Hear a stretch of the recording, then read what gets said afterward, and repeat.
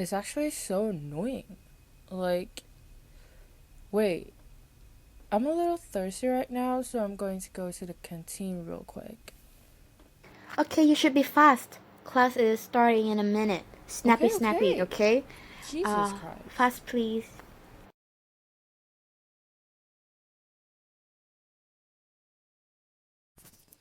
I wonder how the future generation will think of me.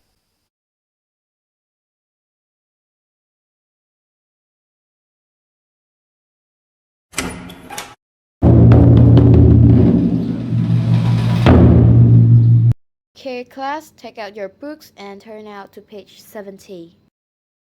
Today we're going to study about Benjamin Franklin. But first, I want to tell you something. Today, our class will have a guest attending to our class. Welcome! What happened? Where am I? What do you mean? Who are you? You are our guest today at your little classroom. You don't know. What do you mean? Come and sit down. No.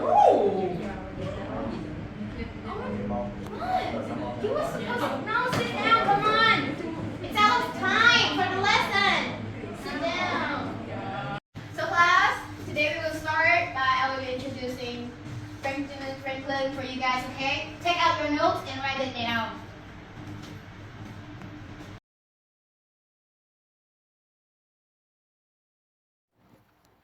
In 1706, Benjamin Franklin was born in Boston, USA, the 15th of 17 children.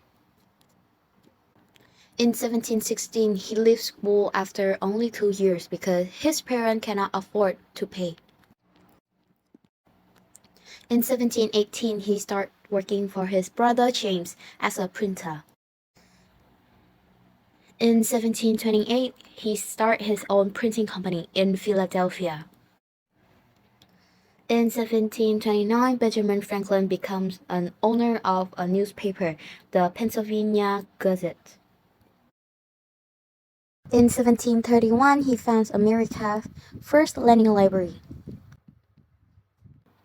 In 1733, he begins to publish the first in a series of almanacs, yearly book containing interesting facts, stories, and puzzles. Their success made Franklin really rich. In 1748, Franklin retires from printing to spend more time on science and experiments. In 1751, he publishes important work on electricity. In 1752, Benjamin Franklin carries out his famous experiment with a kite in a storm. In 1776, he becomes the first American ambassador to France and works to improve the relationship between the two countries. In 1785, Benjamin retires from politics. In 1790, Benjamin Franklin dies at the age of 84. His funeral is attended by 20,000 people. So this is the last one of the timeline about his life already. Okay, class, after I told you guys about the timeline, does anyone know about his famous experiment? Okay, King Hung, please. For my research, the Franklin Institute said that in 1752, Benjamin and his son William worked together on an experiment to prove idea about what lightning is. They showed that lightning is really electricity roaming through the air. They float a kite with a small iron rod on top to attract lightning. The kite was tied to a wire that electricity can flow through, and a key was at the end of the wire. When it rained, the wire got wet and could carry electricity. Benjamin felt electricity building up in the key. This showed that lightning is electricity jumping. He then used a Leyden jar to collect electricity from the key and got a lot of electricity. Okay, thank you, King Hưng. Is there a problem? I see that you seem unhappy. Do you want to say something? Young man, you're mostly correct, but I think you missed some important details, so let me explain further.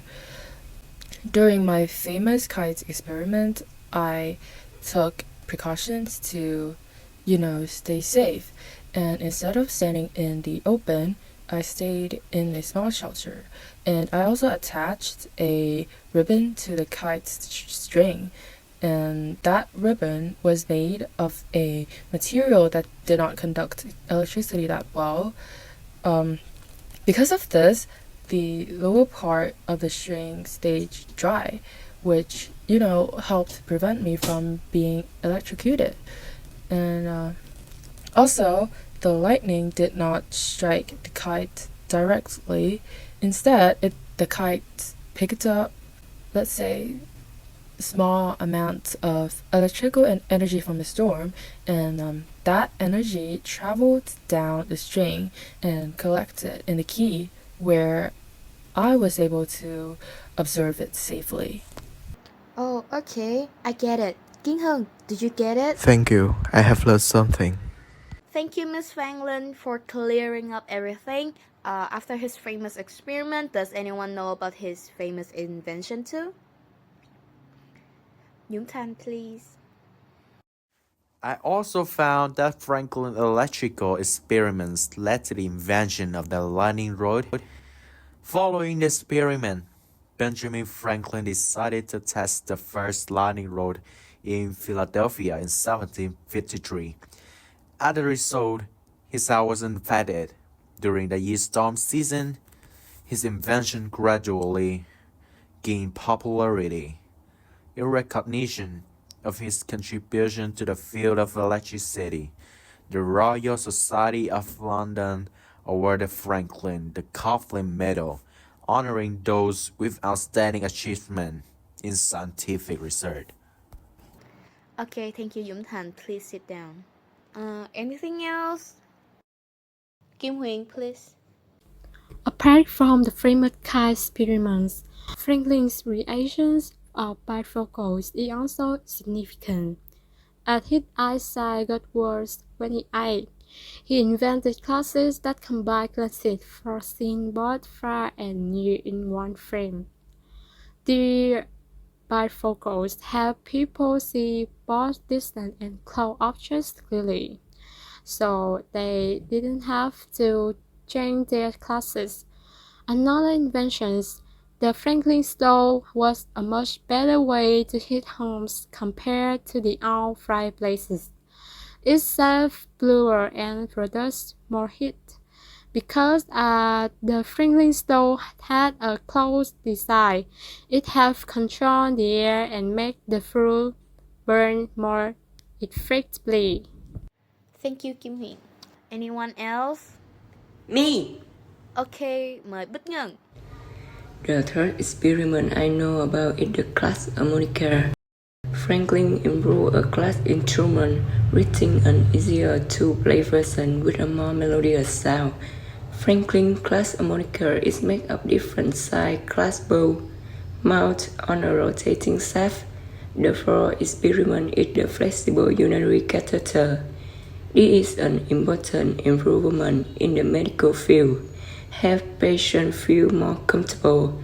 The flexible urinary catheter is made of flexible material, help to reduce pain and discomfort for patients.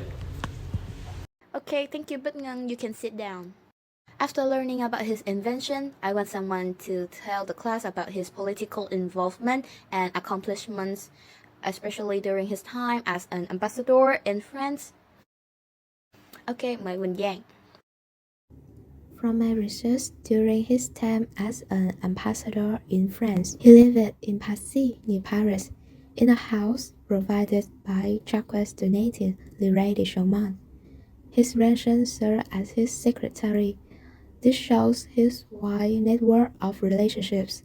Thanks to this, he achieved important diplomatic success. He secured a crucial military alliance with France in 1778, a turning point in the American Revolutionary War. He played a key role in negotiating and signing the Treaty of Paris in 1783. Okay, thank you, Quỳnh Giang. Okay, besides that, does anyone want to add anything more? Mời Kim Ngân. Moreover, he created cultural and social influence. His intelligence and charm won over the French, making him a beloved and influential figure.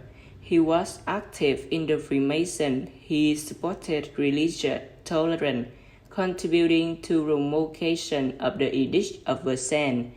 In short, Franklin's time in France was a period of significant success and influence, where he skillfully combined diplomacy and intellect to promote the cause of American independence and contribute to the intellectual and social life of France. Okay, thank you, Kim Ngân. Anything else? Bảo Hoa, please. In addition, the Pennsylvania group all agreed to pick Franklin to represent at the Second Continental Congress. In June 1776, he was chosen for the Committee of Five, the group that wrote the Declaration of Independence. Even though he couldn't move well because of gout and missed a lot of meetings, he made some small but important changes to what Thomas Jefferson wrote. When they signed in, someone said they had to all stick together, and Franklin said, yes, we have to stick together or we'll definitely get in trouble by ourselves. Okay, thank you, Bảo Hoa. Okay, class, that is the end of the lesson today. Does anyone have a question? Teacher, I have a question.